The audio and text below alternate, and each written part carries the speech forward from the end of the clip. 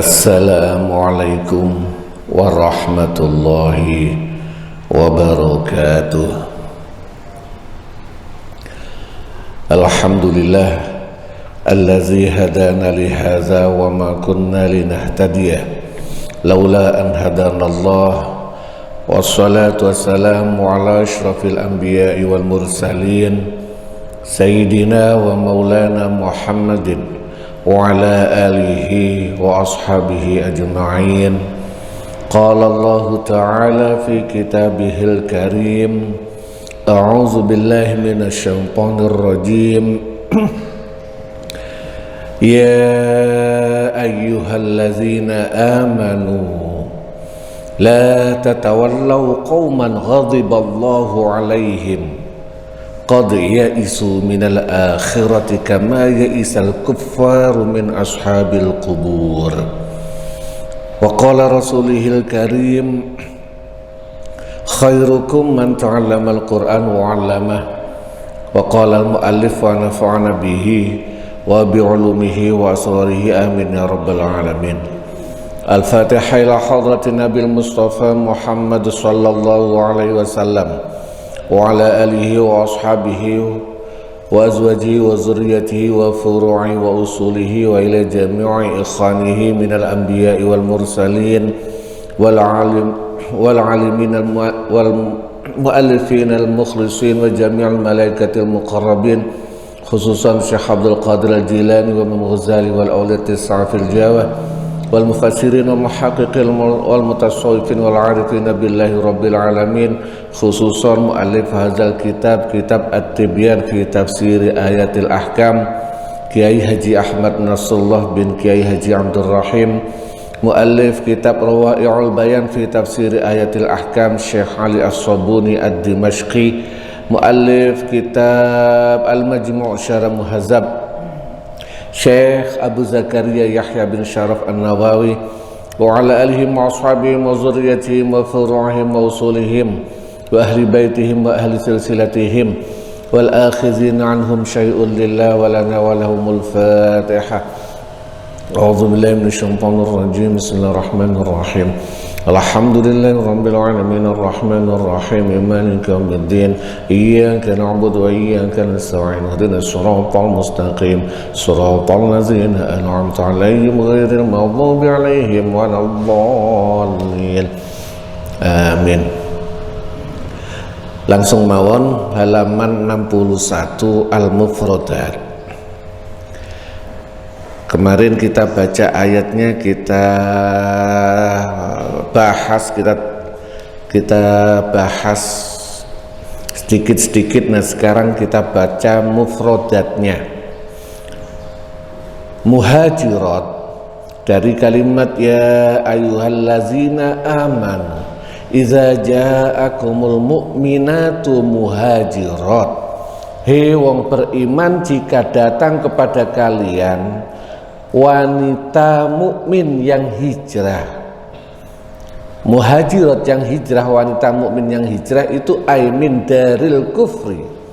Maksudnya hijrah dari min daril kufri, saking omah, saking kampung kufur, yaitu hijrah dari negara atau wilayah kafir. Wal hijrah utawi hijrah fil lughati ing dalam bahasa iku al khuruju metu min ardin ila ardin, min ardin saking bumi ila ardin maring bumi liyane. Makna hijrah secara bahasa adalah pindah dari satu wilayah ke wilayah yang lain. Wa fi syar'i lan ing dalam secara syarak iku al intiqalu pindah min daril kufri saking kampung wilayah kafir ila daril imani maring wilayah iman. Wa fil hadis lan ing dalam hadis la hijrata ba'dal fathi, la hijrata ora ono hijrah iku maujud ba'dal fathi ing dalam sause fathu Makkah. Tetapi walakin lan ono apa hijrah iku dalam bentuk jihadun jihad wa niyatun lan niat. Setelah Fathu Makkah itu tidak ada yang disebut dengan hijrah secara syariat. Kalaupun ada, pindah itu dalam bentuk dianggap sebagai jihad dan niat. Ini contoh misalnya yang pernah kasus ada orang, mohon maaf, asalnya wilayahnya Bali, paling gampang di Indonesia, orang Bali. Anaknya, si anak ini belajar Islam, tiba-tiba di balik layar, di luar sepengetahuan keluarganya, dia belajar Islam.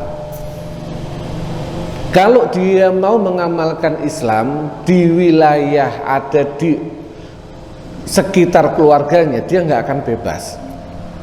Maka pindahlah dia pergi dari Bali ke Jombang atau ke pondok pesantren. Itu juga dalam syariat masuk hijrah, walaupun dalam kategori la hijrah dalam hadis ini tidak masuk hijrah, karena hijrah yang dimaksud oleh Rasulullah adalah sebelum Fathu Makkah. Ini kasus itu, kasus setelah Fathu Makkah, orang pindah dari Mekah ke Madinah tidak dianggap hijrah. Kenapa? Karena Mekah itu sudah wilayah Islam. Dulunya Mekah wilayah kafir, begitu setelah Fathu Makkah sudah masuk wilayah Islam. Kalau ada orang Mekah pindah ke Madinah, itu bukan hijrah, itu pindah gitu aja. Wal murad utawi kang den karepaken ba'da fathi Makkatin ing dalem sause terbukai kota Mekah, haitsu asbahat sekirane dadi apa Makkah dadi darul Islami ing omah ing kampung Islam kal Madinati koyok Madinah, wang qataat lan terputus apa al hijratu hijrah. Hijrah itu posisi asalnya wilayah non muslim kafir ke wilayah Islam. Ada lagi yang menerjemahkan bukan hanya itu, wilayah penuh maksiat dengan wilayah kampung baik.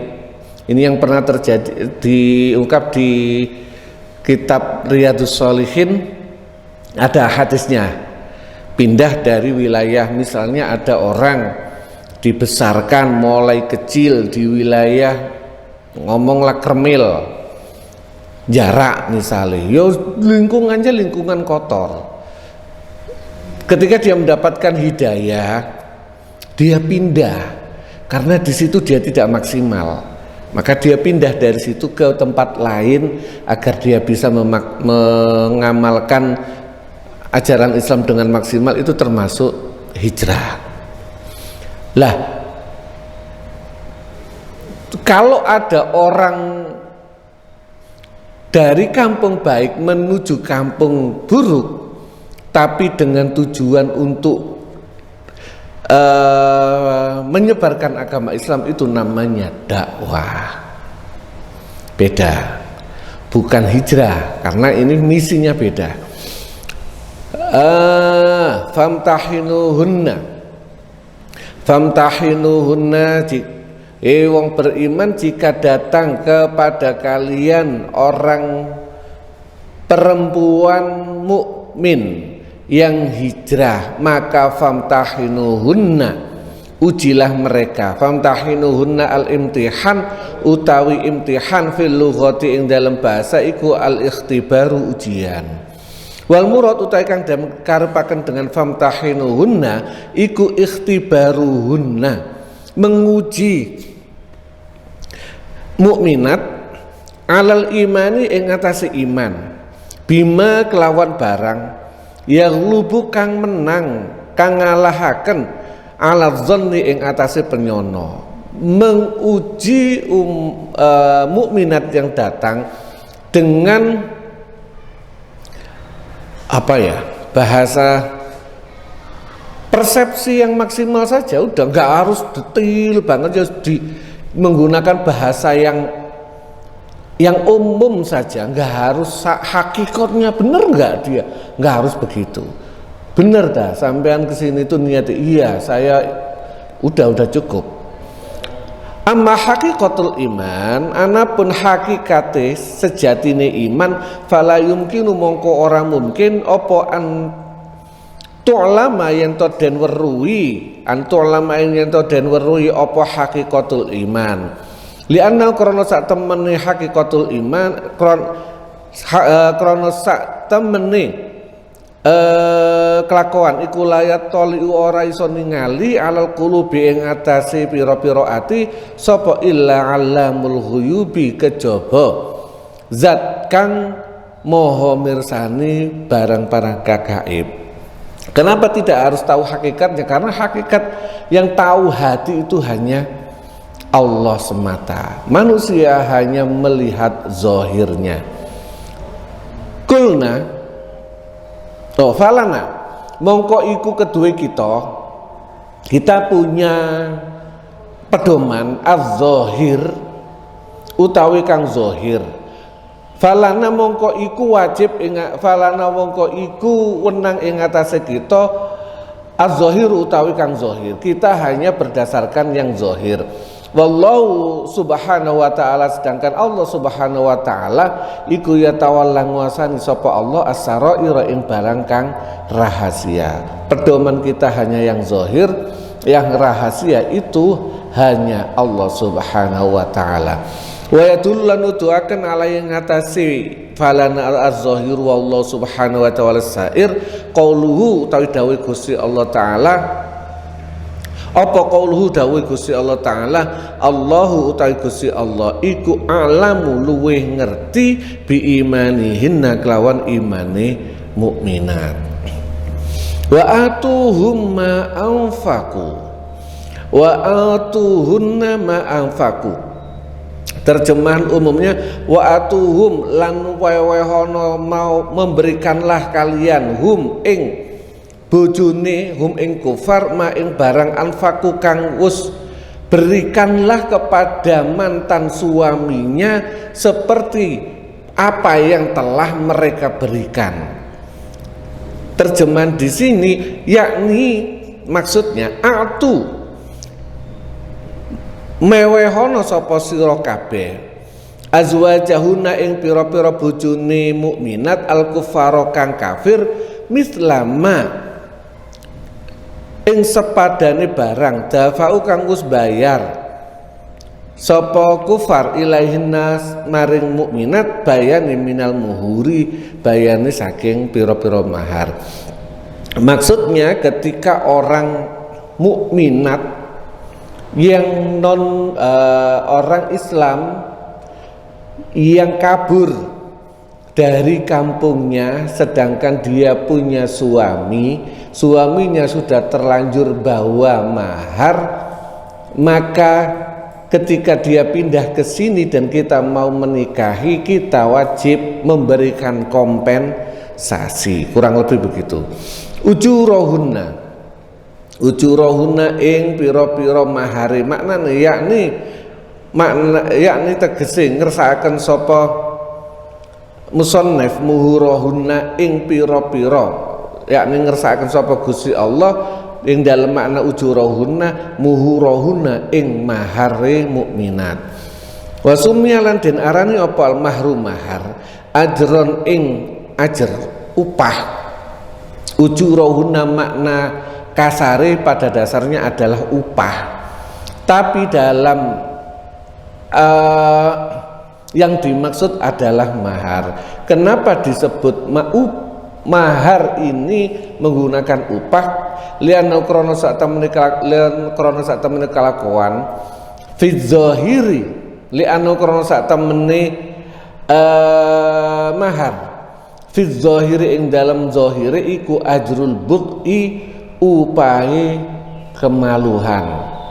Jadi mahar itu secara zahir kurang lebih maknanya iku buruane kemaluan.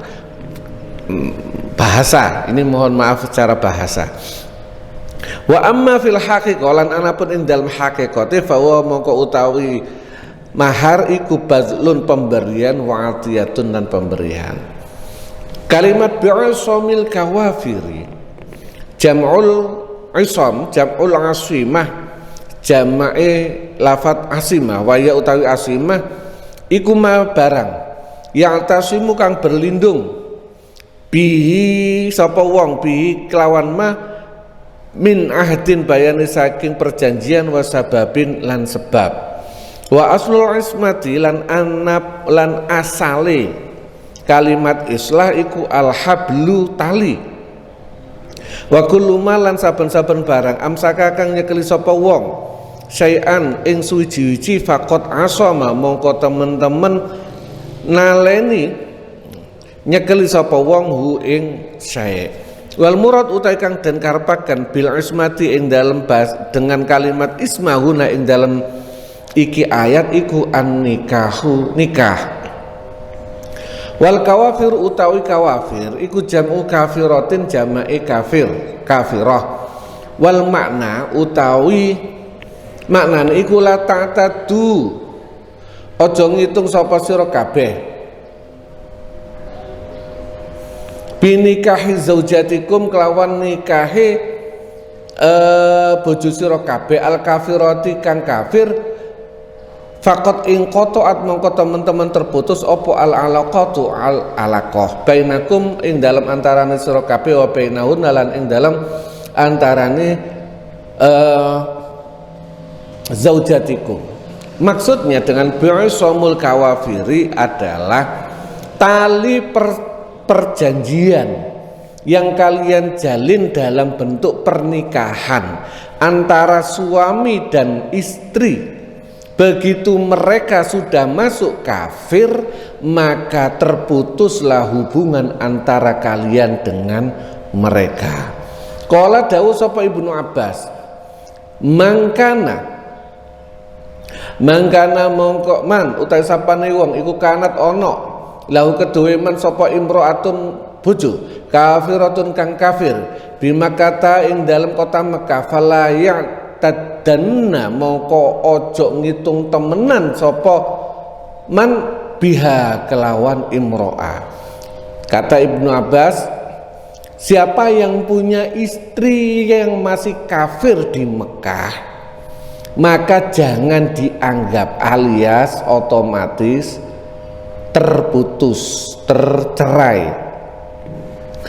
Falaisat mongko ora ono iku lahu kedeman imro'atun utawi bojo waqat ing qata'at lan teman-teman terputus apa ismatuha taline terjagane imro'ah likhtilafid dara ini krana perbedaane dua wilayah.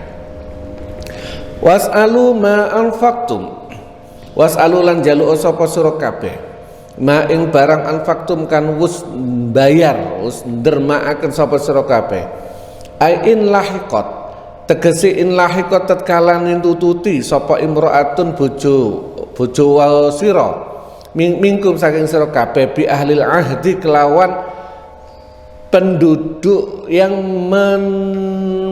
melaksanakan perjanjian minal kufari saking wong kafir al murtadati kang murtad fas'alu mongko njaluk sapa sira kabeh hum ing kufar ma ing barang anfaqtum kang wis bayar sapa sira kabeh bayane bayar minal mahri saking mahar ala nisaikum ing atase bojo sira kabeh allahiqati kang wis nututi sapa nisaikum bikum kelawan sira kabeh. Jika ada perempuan istri kalian yang mengikuti orang kafir alias murtad, maka kalian bisa minta kompensasi atas mahar yang telah kalian berikan. Maksudnya gitu. Wal yas'alu ma anfaqu, yakni tegese wal yas'alu lan becik njaluk sapa kafir ma ing barang anfaqu kang wis bayar sapa wong kafir, yakni al musyriki pira-pira wong kang musyrik allazi lahiqat allazina lahiqat kang wis nututi sapa azwajuhum pira-pira bojone musyikun bikum kelawan sira kabeh mukminatin kang iman iza tazawwajna tatkala kawin sapa mukminat mingkum saking sira kabeh fal yas'al moko becik njaluk sapa azwajahunna pira-pira bojone mukminat al mahra ing mahar wal makna utawi maknane alaikum wajib ing atase sira kabeh antagrumu ing yen to ganti kerugian sapa sira kabeh lahum maring musikin as-shadaqah ing mahar kama yagrumuna kaya oleh ganti sapa musikin lakum maring sira kabeh. Maknanya sama, ketika istri saling berseberangan maka wajib memberikan kompensasi alias ganti rugi. Fatakum maknanya fatakum ay sabaqakum tegese wis disiikum ing sira kabeh. Fa'aqabtu ayatnya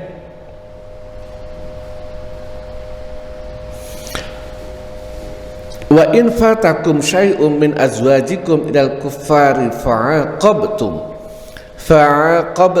qala dawu sapa az-zujat Syekh Zuzat ai asabtumu tegese ngeneki sapa sira kabeh hum ing kufar fil qitali ing dalem perang bi'uqabatin kelawan hukuman hatta ghanimtum sehingga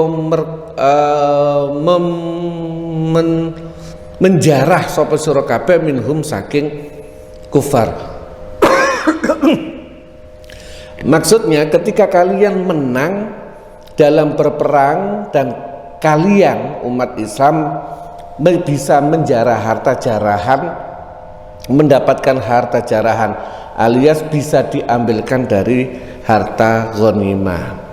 Buhtanin al buhtan utawi buhtan iku al kizbu goroh wal badilu lan batil.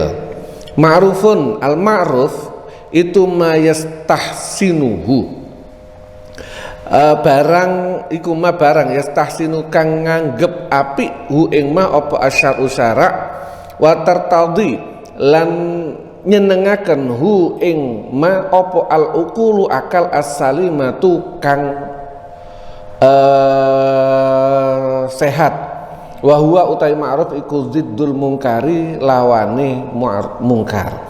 Ma'ruf amar ma'ruf nahi mungkar, kan sering amar ma'ruf nahi mungkar. Ma'ruf itu apa yang dianggap baik oleh syariat dan diterima dengan baik oleh akal sehat. Melaksanakan sholat itu tidak dianggap amar ma'ruf nahi mungkar, tapi wasiat. Karena agama lain tidak memerintahkan, tapi berbuat baik sama tetangga, berbuat baik sama saudara, tidak mencuri, beribadah secara umum, itu disebut ma'ruf. Karena akal sehat pasti bisa menerima. Dan oleh karenanya bahasanya ma'ruf yang sudah diketahui. Mungkar yang diingkari oleh semua orang. Makanya nyolong selalu saya balas, mencuri, zina, ngerampok, itu semua orang yang sehat akalnya pasti menganggap itu jelek, maka disebut mungkar. Gak ada orang yang menganggap mencuri itu baik, berzina itu baik, kecuali akalnya sudah gak sehat. Semuanya, bahkan pencuri sendiri itu pun beranggapan itu perbuatan tidak baik. La tatawallau qauman ay la tattakhidhu, maknanya la tatawallau ay la tattakhidhu, ojo ngalap sapa sira kabeh hum ing kaum asdiqaan ing kanca wa auliyaan lan pira-pira kekasih Tawaddu kang seneng-seneng sapa sira kabeh hum ing kaum min dunil mukminina saking saliyane wong mukmin. La tatawallau qauman ghadiballahu alaihim, itu maksudnya jangan menjadikan orang yang dibenci oleh Allah sebagai teman atau orang yang kekasih itu sahabat lah bahasa sekarang di luar orang Islam. Maksudnya gini, kita boleh berteman sama orang non muslim. Kita itu tidak harus dibatasi berteman sama kudu wong Islam, tidak. Ketika kita ketemu orang non muslim, orang Amerika, berteman saja. Tapi sampai kita anggap dia sebagai sahabat, jangan. Ini la tattakhidhu qauman ghadiban. Enggak ada larangan, bila perlu memang kita perluas pergaulan kita sama orang, mohon maaf, agama apapun itu kita harus bergaul. Kita harus tahu, harus mengenal mereka, tetapi menjadikan mereka sahabat. Sini asdiqo atau aulia. Asdiqo aulia itu orang sodik, teman. Kalau bahasa Arab itu kan jelas sodik itu dari kalimat sodako. Sodako itu apa? Orang yang kita percaya. Kalau bahasa Indonesia kan mohon maaf, kata dasarnya kan susah. Teman, kata dasarnya itu gak tahu saya. Kawan itu kata dasarnya apa? Kalau bahasa Arab jelas. Sodik itu orang dari sodako, orang yang kita percaya. Aulia itu orang yang kita angkat sebagai pengganti. Misalnya saya ketika tidak ada di rumah, isok tak titipi omah, isok tak titipi deloken bojoku, deloken anakku bekne keleleran, bisa menjadi pengganti dalam melindungi keluarga dan sebagainya. Itu aulia. Oh, jangan jadikan mereka yang non muslim itu orang yang benar-benar kita percaya 100%. Jangan. Bergaul boleh, berteman boleh, tapi menjadikan mereka orang kepercayaan kita jangan. Wal murad utai kang dan karepaken bil qaumi kelawan kaum iku al yahud, yaitu orang Yahudi, au jami'ul kafarati, utawa sekabehane wong kafir. Ya isu minal akhirati, ayya isu alias putus asa min sawabil akhirati saking ganjarane akhirat. Wal ya'su utawi ya'as iku inqita'ul amali, terputuse harapan minasyai'i saking suci-suci. Putus asa itu apa? Terputusnya harapan terhadap sesuatu. Bahwa utawi ya'as iku diddur rojai, lawan katai roja alias Arab harapan. Al ahkamu syariah utawi hukum kang bersifat syariat. Al hukmu utawi hukum al awalu kang pertama. Hal kana ono to ono opo akdus sulhi, akad suluh Hudaibiyah iku yasmulu mencakup ar-rijala ing pira-pira wong wadon wan nisa alan ar-rijala ing pira-pira wong lanang wan nisa alan wong wadon. Karena ono apa sulhul Hudaibiyah, perjanjian Hudaibiyah, allazi tamma kang sempurna bainar rasuli ing dalam antarane Kanjeng Rasul sallallahu alaihi wasallam wa baina musyriki Quraisy, lan ing dalam antarane musyrik Quraisy iku qad nasso, teman-teman mengenas qad nasso itu teman-teman benar-benar sudah tertulis alaman ing atase wong atakang nekani sapa man Muhammadan ing Muhammad min Quraisyin saking wong Quraisy. Di sini menggunakan teks aslinya. Man ata, teksnya man ata, barang siapa yang datang, Muhammadan. Awalnya orang Islam memberikan bahasa Rasul. Barang siapa man ata ar-Rasul, barang siapa yang mendatangi Rasul, orang kafir nggak mau, kami lu nggak percaya bahwa dia adalah utusan Allah. Lah kalau kami percaya dia sebagai utusan Allah, ya beres, nggak ada pertikaian zaman dulu. Kami nggak percaya. Maka dirubahlah man ata Muhammadan. Barang siapa yang mendatangi Nabi Muhammad min Quraisyin saking wong Quraisy, roda mongko balekno sapa Muhammad alaihim ing atase Quraisy. Barang siapa yang mendatangi Nabi Muhammad, orang Quraisy yang mendatangi Nabi Muhammad, maka Nabi Muhammad wajib mengembalikan. Waman jaa, waman utai sapane wong iku jaa teka sapa man Quraisyan ing kabilah Quraisy min indi Muhammadin saking sandinge Nabi Muhammad, lam yaruddu mongko ora wajib balekno sapa Quraisy hu ing man alaihi ing atase Muhammad. Sedangkan barang siapa yang dari kelompoknya Nabi Muhammad mendatangi kaum Quraisy alias Mekah, maka orang Mekah tidak wajib menyuruh kembali. Waqad ja'at lan teman-teman ono sapa Ummu Kulsum binti Uqbah, putrine Uqbah bin Mu'id kalau nggak salah.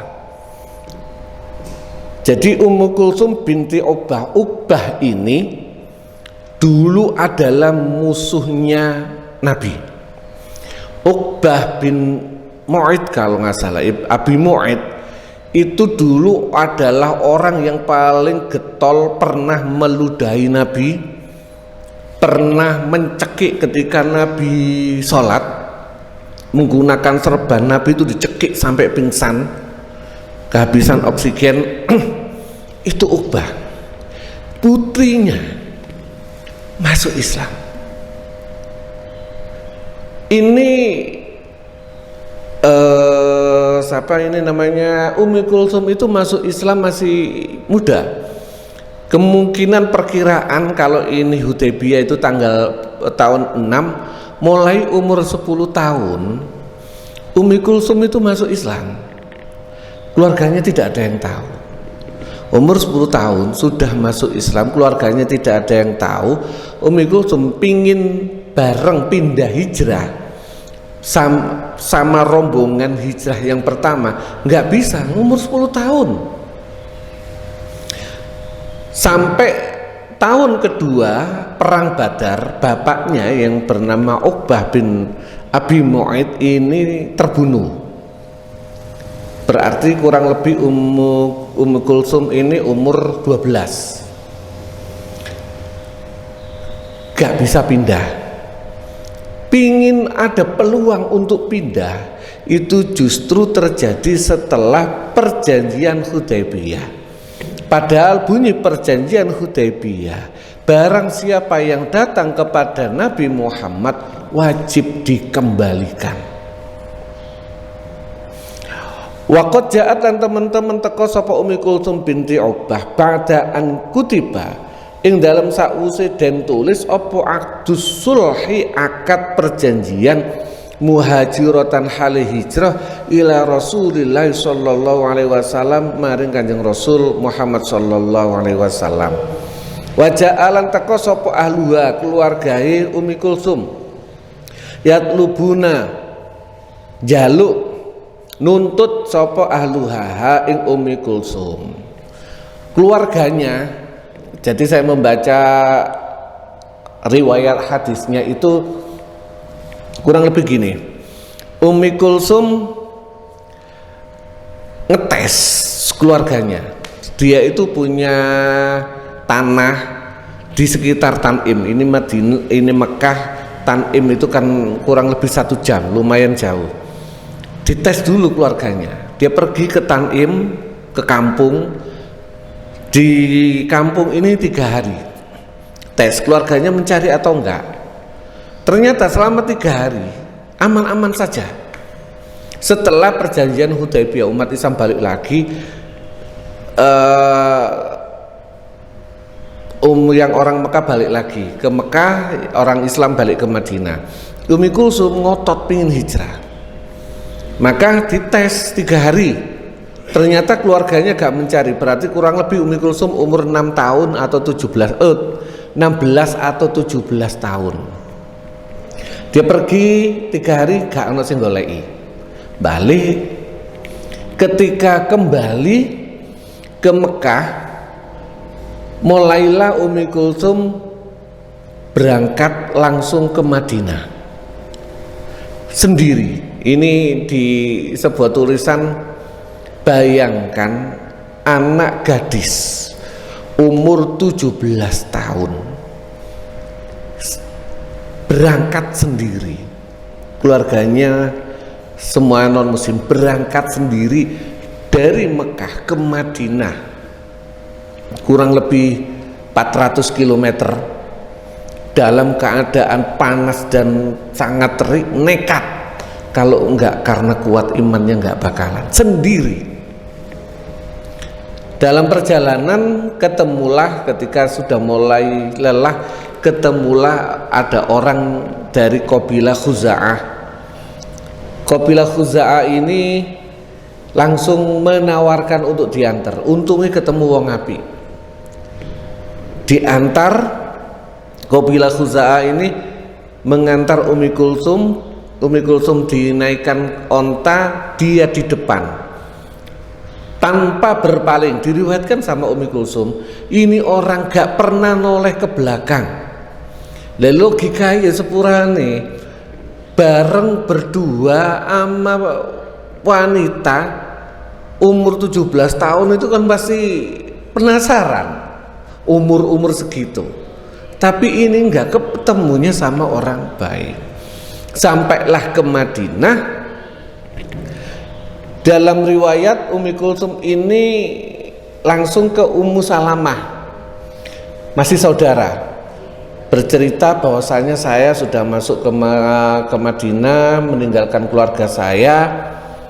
Terus Ummu Salamah menghadap ke Rasulullah, barulah terjadi dialog ini.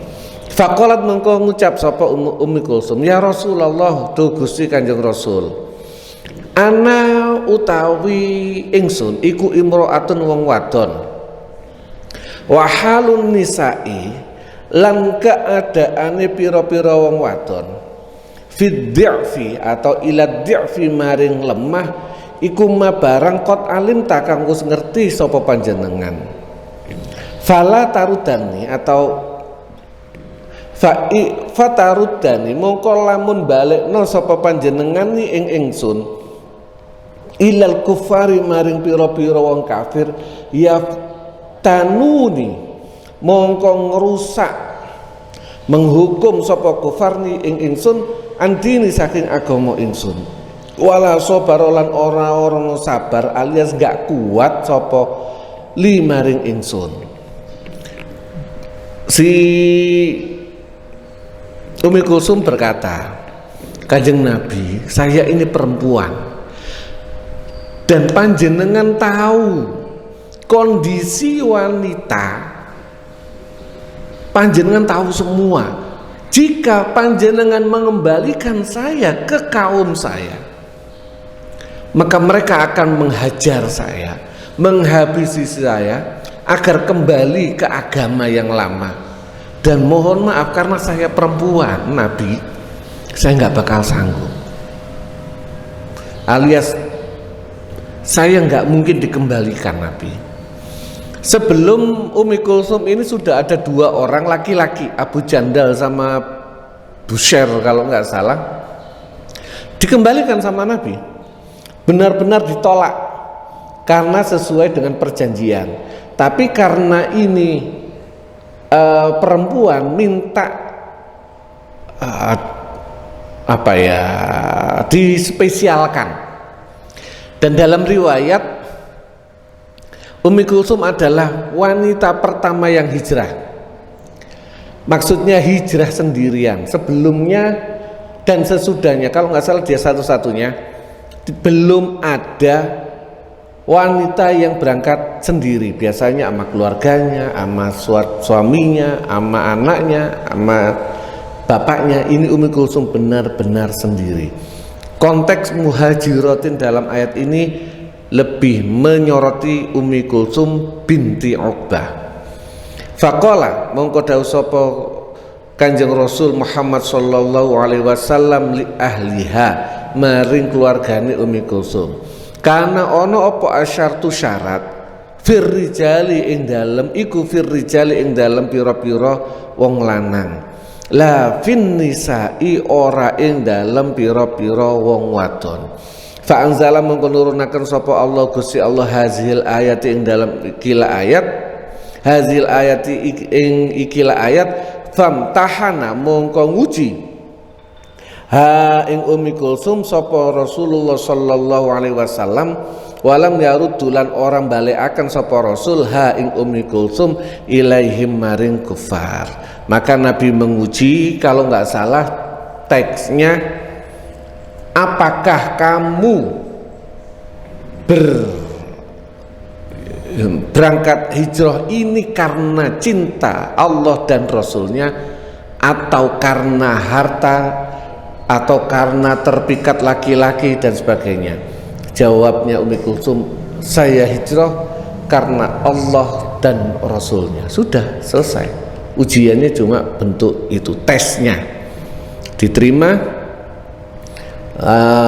Akhirnya kalau nggak salah Ummi Kulsum menikah dengan Zaid bin Harithah, terus Zaid bin Harithah wafat, terus menikah dengan Abdurrahman bin Auf, terus cerai, nikah lagi, banyak. Akhirnya menjadi termasuk orang periwayat, salah satu periwayat hadis, karena kecil, seumuran sama Siti Aisyah, satu umur dengan Siti Aisyah. Beliau termasuk periwayat hadis dari, walaupun tidak banyak, kita jarang tahu, jarang kenal dengan nama Ummi Kulsum binti Uqbah.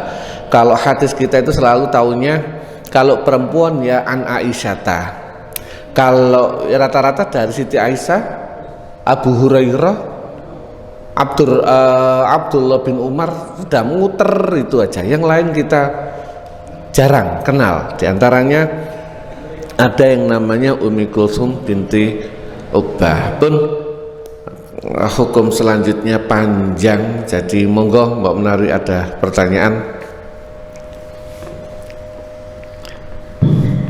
Siap.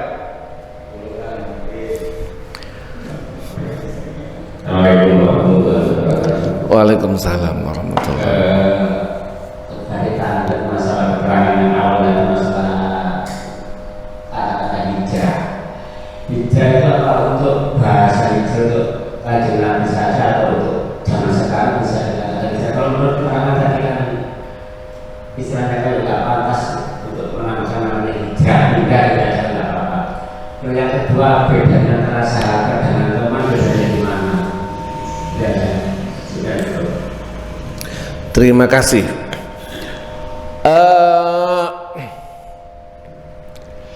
Hijrah secara bahasa itu pindah termasuk dari kampung ke kota, namanya urbanisasi ya. Saya nggak hafal. Urbanisasi itu hijrah secara bahasa. Kita pergi ke Mekah, menetap di sana, itu hijrah, pindah dari mana ke mana, itu hijrah secara bahasa. Tetapi secara syariat adalah hijrah dari kampung wilayah kafir ke wilayah Islam. Apakah terbatas sama Nabi atau berlaku selamanya? Kalau melihat keterangan tadi, berlaku selamanya. Kapanpun jika ada orang pingin pindah dari wilayah kafir ke wilayah Islam itu bisa disebut hijrah, tidak terbatas zamannya Nabi. Tadi hadis tadi membahas la hijrata ba'dal fathi, tidak ada hijrah dari Mekah ke Madinah setelah terbukanya kota Mekah. Kenapa? Karena setelah itu Mekah sudah menjadi wilayah Islam. Karena Mekah sudah wilayah Islam, orang pindah dari wilayah Islam ke Madinah ya sama dengan pindah dari wilayah Islam ke wilayah Islam lain, maka tidak disebut hijrah. Kalau misalnya waktu itu pindah dari Beijing pada waktu itu ya termasuk hijrah. Sekarang Cina masih banyak negara Islam, wilayah Islam Cina itu banyak loh. Dan menarik, ini hanya sekedar cerita, saya lupa, saya pernah ada tulisan yang menarik. Kita itu Islam di Indonesia, yang bawa ke Indonesia itu bukan orang Arab tetapi orang Cina. Jawa patokannya, yang kita tahu sebelum Wali Songo, kita kan tahunya Wali Songo. Sebelum periode Wali Songo itu ada Troloyo, Syekh Jumadil Kubro, punya putra namanya Syekh Abdurrahman Asmorokondi di masuk Tuban apa Lamongan itu Tuban ya. Itu beliau namanya Asmorokondi itu dari Samarkandi sekarang Azerbaijan, Uzbekistan. Itu dulu adalah wilayah Cina, disebut dengan Xinjiang, wilayah Yunan Xinjiang itu dulu wilayah Cina. Yang membawa Islam ke Indonesia itu adalah wilayah Cina sana, dibawa ke sini melalui armadanya Panglima Cheng Ho. Konon Syekh Jumadil Kubro itu masih keponakannya Cheng Ho. Makanya bangunan masjid di Indonesia lama itu sampean lihat bentuknya lebih mendekati bangunan Cina dibandingkan bangunan Arab. Mulai ada Kubah itu kan belakangan. Yang lama-lama sampean cek Ampel itu enggak, bentuknya itu kayak istana Cina itu yang kayak gitu, rodok-rodok joglo itu Cina, bukan Arab. Masjid loh, saya nggak ngomong rumah. Masjid rata-rata masjid kuno di Indonesia itu bentuknya bukan ala Arab tetapi ala Cina. Itu tadi hijrah kapanpun. Yang kedua masalah teman sahabat, ini bahasa Indonesia. Setahu saya kalau sahabat itu sudah, bahasa kita tuh sahabat karib, orang yang benar-benar seperti saudara, yang bisa kita curhati, yang benar-benar kita percaya, kita anggap, itu di Indonesia itu sahabat. Tapi kalau teman itu ya siapa saja yang kita kenal, itu bisa kita anggap sebagai kenalan atau teman. Nah, kalau teman, kawan, teman seperjalanan dan sebagainya, itu siapa saja boleh. Tapi kalau sudah kita sahabat karib, kita anggap sebagai orang dekat. Nah, ini versi kitab ini, versi Al-Quran nggak boleh. Kita nggak boleh terlalu akrab sama orang non muslim. Kenapa? Ya bisa jadi karena makan kita nggak, kondisi kita sudah aman, insya Allah nggak ada perseteruan dengan non muslim lagi di Indonesia loh ya. Tapi kan tetap kita, orang itu kalau sudah bersahabat akrab, mereka minum khamr, kita nggak lagi ngumpul nih wilayah ulang tahun, kita bersahabat sama mereka, mereka minum khamr. Akhirnya bingung sampean. Misalnya kalau benar-benar terjadi, sudah jadi akrab banget, dia minum khamr, kita enggak. Walaupun mungkin dia enggak maksa, tapi kadang enggak enak. Penghormatan, benar, menghormati, ngombe juga. Ketika mereka ini kalau sudah tahap akrab, tapi kalau sekedar kenalan, sekedar teman, maaf, aman. Tapi kalau sudah sahabat, lagi mereka makan babi, walaupun dia pasti ngomong, ini babi loh, ojo dipangan. Kalau sudah sahabat beda loh. Ini saya nggak ngomong nanti ada punya agenda tersembunyi, hanya sekedar persahabatan saja. Bingung loh. Kita mau berangkat, kalau sudah sahabat, saya ngomong sahabat, dia mau pergi kemana, gak enak kalau kita gak ikut, walaupun gak ngajak. Maka ini jangan sampai mengangkat mereka sebagai sahabat bahasa Indonesia. Kalau sekedar teman, yang kira-kira kita ketika dia nawarin kita bisa nolak secara enak, gak punya beban, itu baru sebatas teman. Kurang lebih ngoten.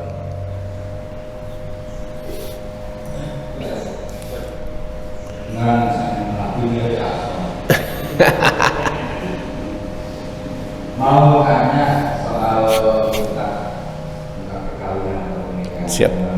Bisa ada sepasang suami istri perjalanan rumah tangga dari beberapa tahun, 10 tahun. Ini salah satu belah pihak, pada istri atau suami. Ini utang. Ini apakah langsung pasang perkawinannya? Bagaimana cara bercerainya? Yang kedua, ada kasus yang di situ ada perceraian yang ketika awal mula itu yang tak putus. Salah satunya adalah doa wal solehah. Bagaimana ketika orang tua kita itu non muslim, orang tua bukan mbah atau buyut, Nasrani atau apa, anaknya itu muslim. Ketika orang tua meninggal dunia, apakah doa ini tetap nyambung atau bagaimana? Kalau tidak nyambung, ada alasan teman-teman itu kalau kita tujuannya untuk berdua itu selalu nyambung kan? Terima kasih. Yang pertama, saya ulang sedikit, ada suami istri awalnya Islam, tiba-tiba di tengah perjalanan setelah 10 tahun atau 5 tahun salah satunya murtad, maka langsung fasakh, langsung tidak terputuslah, langsung terceraikan secara otomatis. Jika terjadi hubungan setelah itu namanya hubungan zina. Bagaimana cara melakukan perceraian? Secara agama sudah tercerai, tinggal secara administrasi. Bagaimana? Datang ke pengadilan mengajukan gugatan cerai, dan pasti dipenuhi sama pengadilan. Pengadilan agama harus, karena itu sudah syarat. Kecuali mungkin nanti didamaikan syahadat mana betul lagi. Tapi secara harusnya kalau begitu dia benar-benar murtad, benar-benar keluar dari Islam, pengadilan agama akan langsung mengabulkan. Kedua, soal apa tadi? Doa terhadap orang tua yang non muslim, apakah nyambung? Seingat saya di surat Ibrahim, Nabi Ibrahim itu pernah la astaghfirullah laka, minta istighfar. Tidak boleh. Karena kenapa tidak boleh? Karena itu sia-sia. Doa kita mendoakan apalagi sesudah meninggal, sia-sia, percuma, karena tidak diterima sama Allah. Maka daripada melakukan sebuah perbuatan yang sia-sia, yang mending melakukan perbuatan yang nggak sia-sia. Nyambung nggak? Ya nggak nyambung, udah jelas nggak nyambung. Orang non muslim, kafir, sebaik apapun dia, itu tidak dianggap amalannya. Seorang non muslim, ya gak usah simpel lah, Azar bapak Nabi Ibrahim ini bukan waladun soleh lagi, ini nabi, tetap gak bisa karena jelas-jelas kafir. Beda sama generasi bapak ibunya Nabi Muhammad. Itu posisi ketika Nabi Muhammad menjadi nabi, ibunya, ayahnya, mbahnya itu posisi sudah wafat. Ini dalam bahasanya fatrah. Belum ada agama yang menyerukan syariatnya, syariat Islamnya belum ada. Walaupun untuk menyembah Allah yang esa, Allah yang satu, itu adalah fitrah. Sebelum Nabi Muhammad diutus, di Mekah dan sekitarnya ada yang namanya agama Islam versi Nabi Ibrahim yang diteruskan Nabi Ismail. Ada, termasuk mereka itu ayahnya Nabi, ibunya Nabi itu beragama ini, agama Islam tapi versi terdahulu, menyembah Allah yang satu. Termasuk yang menemukan sumur Zam-Zam itu Abdul Muthalib, mbahnya Nabi. Sumur Zam-Zam itu sempat terkubur, nggak ada yang tahu. Yang menemukan Abdul Muthalib atas wahyu dari Allah. Sama ketika kalau kita lihat dialognya ketika Abraham mau menghancurkan kota Mekah pas lahirnya Nabi, komentarnya Abdul Muthalib, Ka'bah ini sudah ada Tuhannya, Allah Rabbu hazihil bait, ini ada Tuhannya, itu yang ngurusi Tuhannya, pemiliknya, yang pemilik Ka'bah ini, yang memiliki Ka'bah ini yang akan ngurus. Lah saya pemilik kambing, maka saya ngurusi kambing. Urusan Ka'bah itu ada yang miliki. Mereka era itu sudah menyembah Allah yang satu tapi belum bersyariat Islam gitu. Itu insya Allah masih aman. Tapi kalau yang jelas-jelas kafir, tahu sudah adanya dakwah, ya Azar bapaknya Nabi Ibrahim dan beberapa, yang nggak bisa nyambung. Kenapa sih? Dan sempat, kalau nggak salah saya sempat bahas juga, kenapa sih ada orang baik banget, amalnya, orangnya, akhlaknya baik, terus amalnya sama tetangga baik, amalnya banyak. Kenapa mereka ketika nanti sudah meninggal masih masuk neraka itu loh? Kenapa? Padahal itu orang baik. Sedangkan ada orang bajingan, tukang ganggu orang, minum khamr dan sebagainya, hanya gara-gara syahadat masuk surga. Kok bisa? Ini sering banyak perdebatan di kalangan orang-orang itu. Simple Pak. Orang sejahat-jahatnya, sebodoh-bodohnya, ketika dia mengikrarkan saya pengikut si A, maka pimpinannya pas membelanya, walaupun dia nggak pernah berbuat sama sekali. Iki anak buahku loh. Iki anak buahku, awas. Tapi walaupun itu orang baik, sebaik apapun itu, tapi bukan anak buah saya. Teruslah pengurusi. Itu bukan anak buah saya. Ini dalam lingkup manusia loh ya. Itu belani wong kono. Dalam lingkup yang lebih besar sama, sebaik apapun itu, dia nggak ngikut saya. Dia melakukan itu bukan karena Allah, cuma karena Allah Maha Adil. Maka apa yang dia perbuat kebaikan itu saking adil Gusti Allah tetap diganjar. Diganjarnya apa? Diganjarnya di dunia. Sehingga orang non muslim, orang kafir yang baik banget itu hidupnya enak Pak. Orang non muslim, sampean perhatikan, orang non muslim yang baik uripe enak. Ini sehingga orang Jawa dulu punya anggapan surga iku gak ono. Dhisik ya orang Jawa, surga iku gak ono. Wong berbuat apik iku lho langsung diganjar ambek Gusti Allah.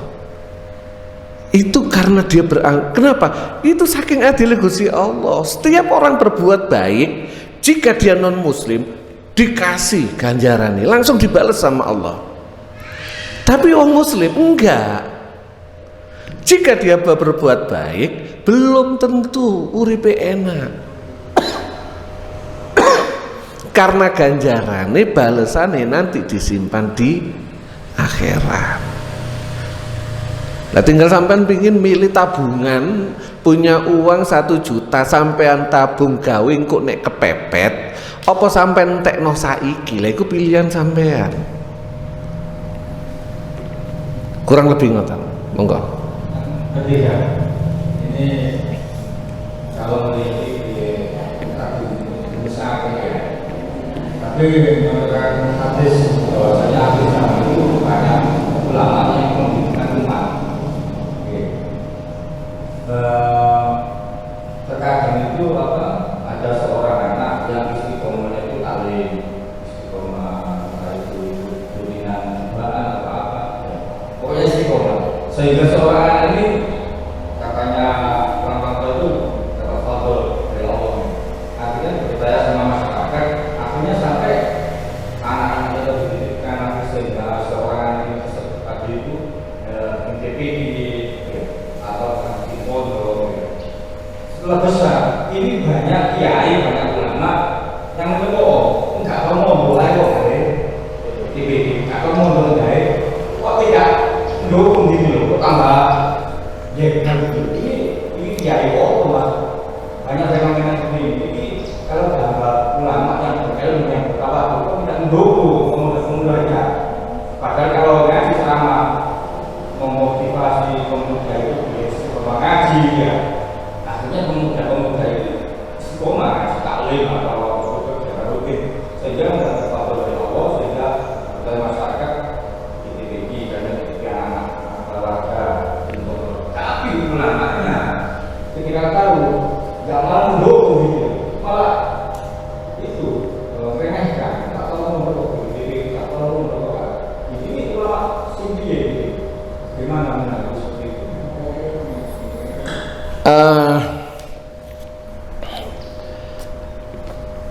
Ulama itu, jadi kalau ngomong ulama, innama yakhsyallah min ibadil ulama. Ulama itu adalah orang yang takut sama Allah. Wa yazkurunallaha katsira. Orang yang takut sama Gusti Allah dan banyak zikirnya. Itu kunci. Lah kok ana ulama sepurane alim gak diblas sampe Gusti Allah, gak akeh zikiri, iku duduk ulama. Bukan juga kiai, tapi yai. Bukan kiai, tapi yai. Patokannya sebenarnya kita juga ada namanya standar. Standar kita itu selalu untuk orang yang mahir dalam melaksanakan dandani bengkel itu kan kita punya standar sendiri toh. Iki berkali-kali apik iki dandanane, standar oh apik iku. Bukan asal orang aku iso dandani pasti kita kasih standar bagus, tidak. Kenapa kita sering untuk urusan duniawi menggunakan standar yang ketat, tapi untuk akhirat kita tidak menggunakan standar yang ketat. Ono wong ngaku Gus langsung kita percaya itu Gus. Ono wong ngaku kiai langsung kita percaya kiai. Padahal standar kiai, standar ulama jelas. Innama yakhsyallahu min ibadihil ulama. Wedi ambek Gusti Allah. Lah kalau ini urusan yang benar. Lah kalau sudah urusan ke dalam dunia prakteknya, nek jare ini kiai kula sing ngarang kitab ini mungsune tukang telo iku ya tukang telo. Maka kalau sudah berhubungan dengan keuntungan duniawi yang musuhi profesi, nah, saya langsung ngomong aja, yang musuhi profesi ulama, profesi kiai, ustadz, ya ustadz dewi. Kenapa? Sudah berhubungan dengan duniawi. Nah kalau kiai yang insya Allah lah, kalau kita tanya sama ulama yang benar, yang ahli zikir, yang takut sama Allah, tanda takut sama Allah itu ya gampang kok, gak kemaru ambek dunia itu wedi ambek Gusti Allah. Maka pasti statementnya adem. Tapi kalau tukang ceramah, mohon maaf, itu bukan ulama, tapi tukang ceramah. Ya, ketika kita percaya, mereka coba tanya tentang statementnya pasti biasa, asal tidak digunting, diedit dan sebagainya. Insya Allah ulama yang yakhsyallahu min ibadihil ulama, insya Allah adem, asal tidak dipelintir. Insya Allah adem, apapun itu adem. Tapi kalau yang wopo iku ngene, mohon maaf, tukang telo musuhnya tukang telo. Itu sudah profesi. Walaupun seharusnya selalu saya carilah guru dalam kitab fikih yang memang ahli dalam kitab fikih. Carilah guru dalam kitab dalam babakan hakikat yang memang ahli hakikat. Orang seneng babaan ahli hakikat itu apa? Sakti. Hakikat itu ahli zikir, bukan masalah sakti. Lebih banyak kok sakti wong iku. Lah hakikat urusannya ambek sakti. Nek ngobati mandi, iki ahli urusane zikir. Hakikat itu apa?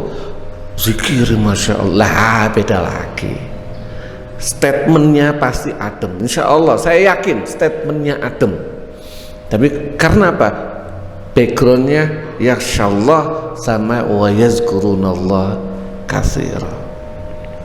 Banyak sekarang ya, adalah kadang-kadang ada yang mengkiaikan dirinya, ada yang didesain. Sekarang itu ada loh, didesain agar orang itu menganggap dia Gus, padahal dia gak Gus. Maka statementnya biasanya, ya kalau buat, mohon maaf, buat sekarang itu Indonesia kita, mohon maaf lagi, apa yang pernah disampaikan sama Ronggo Warseto itu terjadi. Tuntunan dadi tontonan, tontonan dadi tuntunan. Sekarang orang pengajian itu carinya yang lucu. Ya, saya pernah ikut lah cara takmir rapat itu. Cari lucu apa cari pinter? Lucu. Kalah sing golek ngaji golek pinter ya. Akhirnya yang ditanggap, akhirnya bahasa saya boleh kasar, nanggap kiai. Kenapa? Lucu. Apa yang contohnya apa yang disampaikan beliau-beliau itu kadang saya tetap menganggap insya Allah orang baik. Kalau teman saya kenapa ngono iku sing sampean gak usah repot-repot, sing dijaki lu perkara api, sing disampaikan perkara api ya wis lah gak apa-apa jarno. Tapi ini yang disampaikan oleh Ronggo Warsito, tuntunan jadi tontonan, tontonan jadi tuntunan, bulet gak jelas. Kurang lebih ngoten, ngapunten. Mana Ustaz Zain? Ada lagi pertanyaan? Monggo. Nggih, sampean absen beberapa pengajian nggak tanya.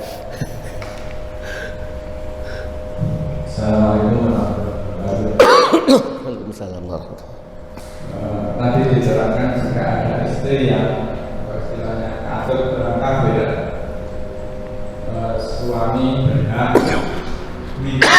ganti rugi mahar. Kalau kemarin itu kan temanya jika ada orang yang Mekah ke Madinah karena ada perjanjian, maka memang suruh mengembalikan, termasuk seorang istri. Tetapi di sini dipertimbangkan seorang istri kalau dikembalikan mau tidur di mana gitu. Akhirnya dites dan salah satunya jika tes itu sudah dikarenakan apa, bukan karena masalah-masalah yang aslinya bisa diterima, maka jika ada yang minat sama seorang istri tadi juga memberikan pengembalian maharnya kepada suami yang lama yang mungkin non muslim atau kafir kan gitu ya. Dari situ kan masalahnya ada. Dan ini tadi seorang suami berhak menerima itu tadi namanya pengganti mahar kan gitu. Kalau hal ini terjadi di negeri kita, untuk hal-hal semacam ini kan bisa saja terjadi. Yang saya tanyakan hukumnya pengembalian mahar itu apa sebenarnya, wajib atau gimana gitu? Terima kasih. Ini karena kasus perjanjian. Karena kasus perjanjian Hudaybiyah yang menolak sehingga ada kompensasi. Gampang-gampang susah dalam aplikasinya di zaman sekarang. Karena satu di Indonesia maharnya rendah. Kalau dulu mahar itu besar, mahar itu tanah, atau sekarang di wilayah Arab masih mahal, sampai mungkin kalau sekarang itu sampai ratusan juta. Maka ketika ada orang menikahi istrinya sudah bayar mengeluarkan mahar setengah M, 500 juta, terus dia murtad, berarti ada yang dirugikan. Lah murtad biasa masih mending, murtad mergo kecantol wong lanang liya. Maka dalam Al-Qur'an kalau sebuah negara mengikuti syariat Islam, maka negara kita bisa menuntut ke pengadilan agar orang itu mengembalikan mahar yang sudah kita berikan, asal sesuai dengan syariat. Ini sudah berhubungan dengan pihak ketiga, yaitu urusan hukum. Kalau kita minta kalau sudah cuma kita minta sama bujunya tanpa ada kekuatan hukum konvensional, ya gak mau bayar dia, gak akan mau bayar. Nah untuk Islam sebenarnya ketika ada mereka bayar mahar atau tidak, kalau saya nggak tahu. Kalau Kristen itu Harusnya ada. Harusnya mereka juga bayar mahar. Saya taunya Cina, saya itu lagi suka nonton drama Cina. Yang klasik itu bayar mahar loh. Mahal. Dan itu bisa dikembalikan jika sudah berlawanan, bisa minta dikembalikan berdasarkan hukum. Kalau sudah dibakukan dalam bentuk hukum negara itu berlandaskan hukum syariat.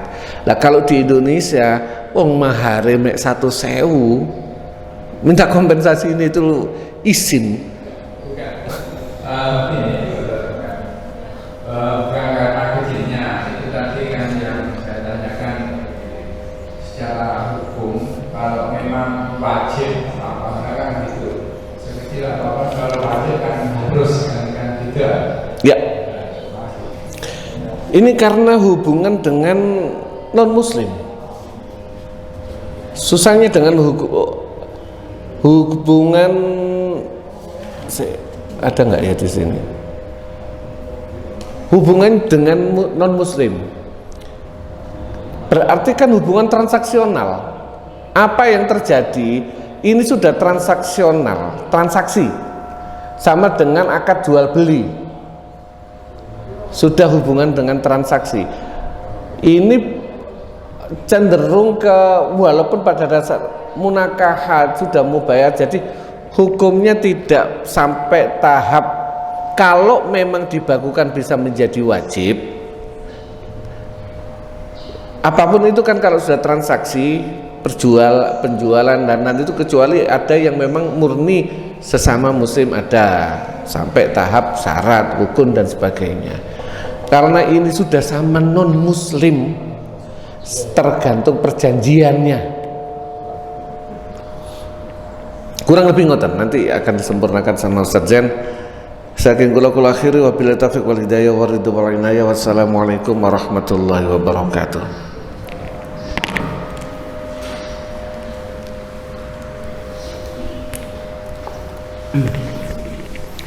Alhamdulillahirabbil alamin. Kita bisa istiqomah, dan ngapunten saya situasi seperti sering terganggu. Yang seharusnya ini majelis ini harus saya ikuti awal sampai akhir, tapi selalu terganggu di tengah-tengah ngirim. Untuk minggu depan kita libur dulu karena di sini ada kegiatan. Sing kerso hadir monggo. Emang acaranya besok itu pertemuan guru-guru TPQ metode tilawati se-Sidoarjo di sini. Itu sih pertemuan rutin sebenarnya. Tapi kebetulan besok insya Allah akan diisi ya sekedar mungkin dialog oleh Profesor Zahro. Barangkali panjenengan juga mau hadir untuk diproses Pak Zahronya itu monggo. Untuk proses selanjutannya yang guru-guru ya jelas pembahasan tentang organisasi, ya jelas itu. Karena ini sebenarnya organisasi aja, organisasi guru-guru Al-Quran itu tilawati itu. Kebetulan kumpul rutin di sini, dan besok teman-teman minta ada ya mau idolah atau mungkin diskusi agama dengan Profesor Zahro yang berkaitan dengan Al-Quran, karena kebetulan beliau kan hakim MTQ nasional gitu loh, sehingga mungkin diskusi tentang Al-Quran, tentang metodologi Al-Quran dan sebagainya, mungkin di situ, saya nggak tahu itu. Karena panjenengan kersa hadir ini monggo, hanya itu untuk proses pengajiannya bebas. Yang kedua mungkin saya barangkali, dan kebetulan minggu besok itu juga ada pelatihan manajemen masjid yang diselenggarakan oleh MBC NU Porong. Barangkali ada yang bisa menghadiri atas nama Masjid Iban monggo. Dan saya juga memang berharap, karena ini aku koyo kadang-kadang yo rada ngeluh ngono. Kenapa? Saya ini ya ketua takmir, rangkap bendahara dan sekretaris masalahnya. Dan juga biro-biro yang lain rangkap dari situ gitu loh. Nah, barangkali nanti ada yang pegang khususnya bendahara, ada yang pegang keuangan infak masjid ini, keuangan masjid, monggo persilakan nggih. Dan juga hal yang lain gitu loh, sehingga kadang-kadang yang ngeluh ngatur duit, yo nyusun jadwal khotib, yo ndelok kondisi kebersihane napa niki, beberapa hal iki wae ganti apa urung napa iki sajadahe imam iki. Nah tadi merangkap kan ya, walaupun itu sampai hari ini alhamdulillah tidak menjadikan sesuatu yang berat bagi saya gitu ya. Kenapa nggak berat? Ya karena saya mencintai masjid ini gitu loh. Sehingga ngomong seneng kan gak ono bahasa abot gitu loh. Cuman kadang-kadang ada yang terlewatkan gitu loh. Ada yang terlewatkan gitu loh. Jadi mohon lah ada masukan-masukan juga gitu loh. Iki wae ganti Mas sajadah iki wis pirang-pirang minggu. Ya, bisa jadi saya lupa gitu loh. Ya kan, maka saya akan terima kasih ketika diingatkan seperti itu gitu loh. Ya. Jadi sekali lagi barangkali ada yang bisa mewakili atas nama Masjid Tiban, kami sangat berharap bisa ada yang hadir. Maunya MBC sih per masjid iso 4 orang gitu ya. Teko Tiban teko loro luar biasa, teko siji luar biasa juga gitu loh. Dan itu sangat-sangat dimaklumi oleh MBCNU. Nek Masjid Tiban wis teko siduk wis alhamdulillah. Mereka sebenarnya sangat tahu kondisi di sini gitu loh, kepengurusannya gitu loh. Ya. Barangkali ada yang bisa hadir, matur suwun. Atau mungkin malah jenengan kok hadir mrene gak kula budal mboten, kula mriki malah kepengin melok ngaji Basaro, malah puncur semane. Karena sing budali acara dengan MBC. Ya sudah, tapi saya sudah sampaikan bahwa kami ada acara di sini. Kami sudah sampaikan ke MBC bahwa Masjid Tiban ada acara pengajian Basaro dan juga kumpulan guru-guru di metode tilawati. Jadi untuk minggu depan kita libur dulu ngajinya gitu.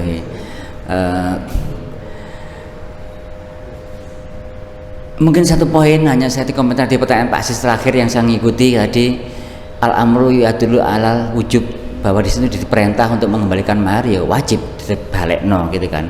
Tapi sekali lagi nek konteks sekarang hubungannya karo non muslim. Barangkali sampean duwe dulur biyen wedok dinikahi wong Kristen ngono lho oleh mahar, saiki balik nang muslimane balekno mahare nang ngene wong Kristen iku mau ngono lho.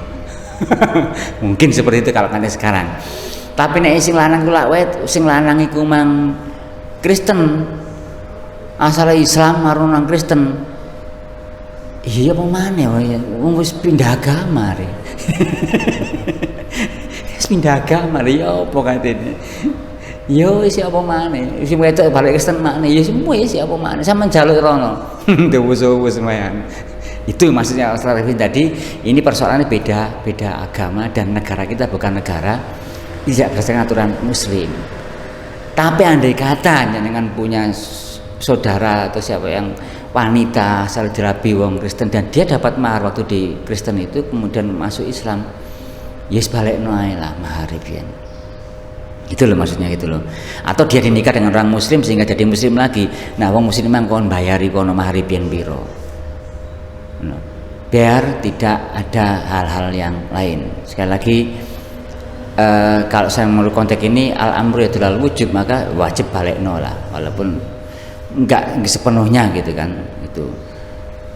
Ben kano tanggungan ning akhirat. Kita coba berpikir sekarang itu urusan yang dunia tapi urusan di akhirat. Termasuk ngaji berkali-kali saya mengingatkan siapapun, ayolah target kita bukan hanya kepingin oleh ilmu, tadi pinter dalam artian di situ, tapi ingatlah forum ngaji, forum yang mustajabah. Baru 3 minggu yang lalu kan kisahnya perempuan yang ngaji itu, saya ingatkan lagi ngaji nang Kanjeng Nabi, takon itu kan ngaji nang Kanjeng Nabi itu. Kok ngene, akhirnya lo kok ngene lo Gusti keputusannya, langsung di forum itu dia sambat nangani Allah dan diturunkan ayat, dijawab sama Allah, kan langsung turun ayat sehingga lo nek ngono iso balen dengan cara bayar kafarat, itu langsung dijawab sama Allah, sambat nang jero ati kayak langsung dijawab sama Allah. Artinya majelis ini majelis bukan siapa yang Satu. Yang kedua, majlis memang yang utama adalah majlis yang memang sebagaimana yang sampai kemarin, majlis seperti yang disampaikan oleh Gus Kausar, majlis yang tafaqquh fiddin, majlis yang memang di situ menambah pengetahuan tentang hukum-hukum agama. Tafaqquh fiddin, beliau kasih rambu-rambu ilmu fikih lah di situ loh. Nah kebetulan majlis ini kan majlis tafaqquh fiddin, menambah ilmu fikih agama gitu loh. Yang selama ini jarang dikaji itu fikih munakahat, fikih nikah, atau lebih umum fikih sosial. Selama ini itu ya sudah tuh, makanya jangan lupa selalu kita berdoa, dan saya tutup dengan berdoa karena mumpung durung geser malaikat gitu loh ya, dari majlis tafaqquh fiddin itu. Dan beliau menggarisbawahi Gus Kausar untuk majlis sing pengajian guyon ae wis nang kono begejekan gitu. Memang menyenangkan gitu loh ya, memang menyenangkan, tapi ada lah, itu hanya kembangan guyon dan sebagainya, tapi utamanya adalah tafaqquh fiddin, memperdalam pengetahuan di bidang agama, lebih-lebih hukum syar'inya. Itu yang insyaallah yang sesuai dengan arahane Gus Kausar itu, yang di situ banyak malaikat yang hadir. Mugi-mugi mawon kehadiran kita di sini hari ini tafaqquh fiddin, dan kita berdoa semoga kedatangan kita ini juga sumrambah menjadi rahmat bagi keluarga kita, wabil khusus anak-anak kita, semoga dijaga oleh Allah, dijaga keimanannya, dijaga ibadahnya, dijaga istiqomahnya, dan semoga anak-anak kita jadikan oleh Allah anak-anak yang soleh dan solehah min ahlil ilmi wa ahlil khair. Dan semoga lantaran kita di sini ayo ndonga muga-muga digampang urusan sama Allah, urusan nyambut gawe, urusan nyaur utang, muga-muga digampang karo Allah. Ya Allah, paringi lunas utang-utang niki Allah, baik utang nanggone menungso maupun utang nanggone Allah. Nggih, muga-muga tambah istiqomah. Al-Fatihah.